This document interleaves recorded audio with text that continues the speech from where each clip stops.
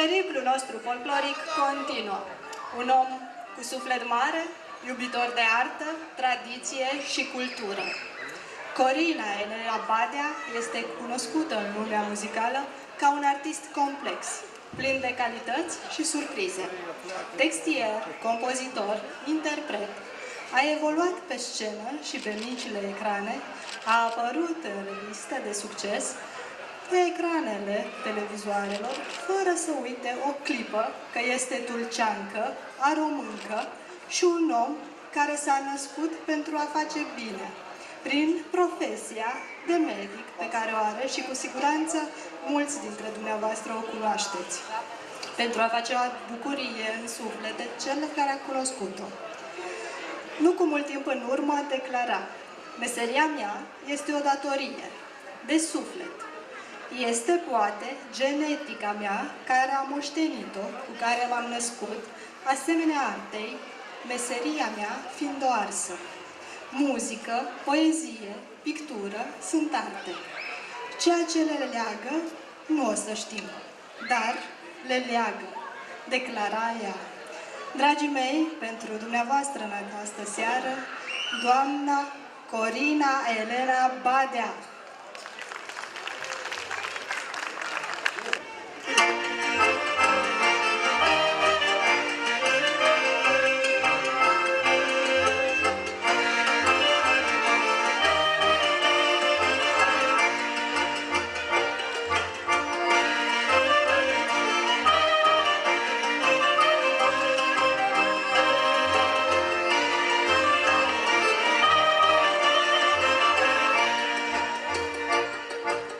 Ivițuia seară noaptea, nenăiuți plângeai,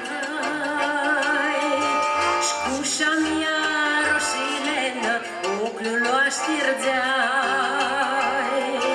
Șcușa mea roșilenă, ochiul o știrgeai.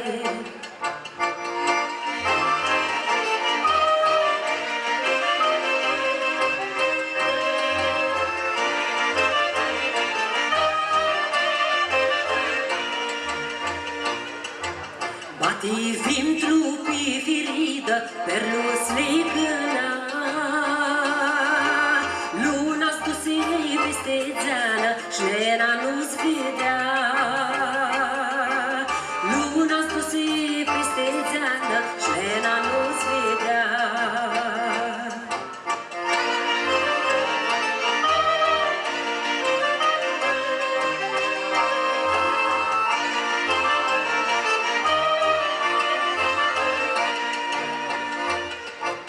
Cum să-mi fac stiau la dada, lelelena mea.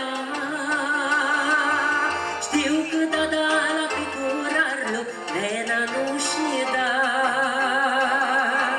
Știu că dada la picurarlu, lena nu-și da.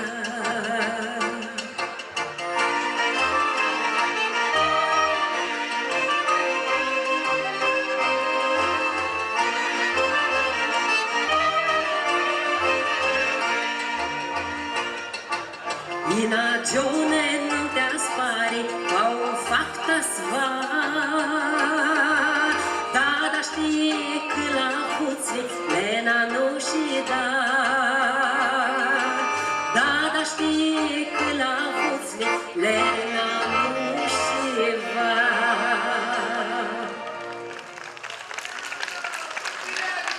Mulțumesc!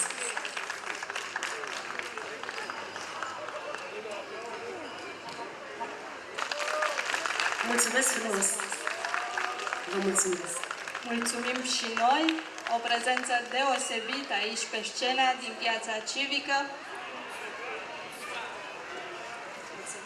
Avem o diplomă pregătită, vă rog să rămâneți.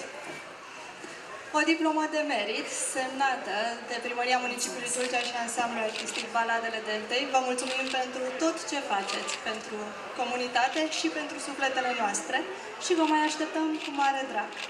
Este un moment memorabil. Nu am crezut că la vârsta mea voi mai primi o diplomă. Asta înseamnă că rămânem mereu copii. Vă mulțumesc din suflet! Vom continua evenimentele și